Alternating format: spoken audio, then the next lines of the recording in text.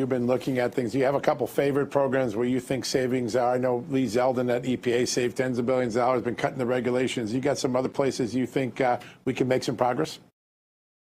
Absolutely. I mean, there's a lot of programs right now in agriculture, which that's the background that I come from. When you start subsidizing certain parts of an industry, it's like you push in on a balloon and it's just going to pop out somewhere else. And right now, there is a shortage of beef in the United States. Well, we keep subsidizing corn, soybeans, and we're trying to push all of these industries into the energy space when we could really be using our corn and soybeans for animal production. And of course, President Trump is in China and is helping on the export side, which that's huge for the American farmer. And but I think that this is a time for efficiencies. Of course, whether it's the healthcare space. I think that that's what's going to really need a major overhaul, because the healthcare providers and the insurance companies, they're the ones that are making money.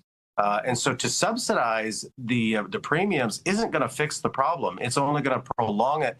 And as we all know, and we need to look at this in the context of $37 trillion of debt. That is what we as Americans, need to focus on, because that will cause our economy problems much faster than if government doesn't, spend money. So I think that's always the context I look at things, is $37 trillion of debt. We've got to cut spending.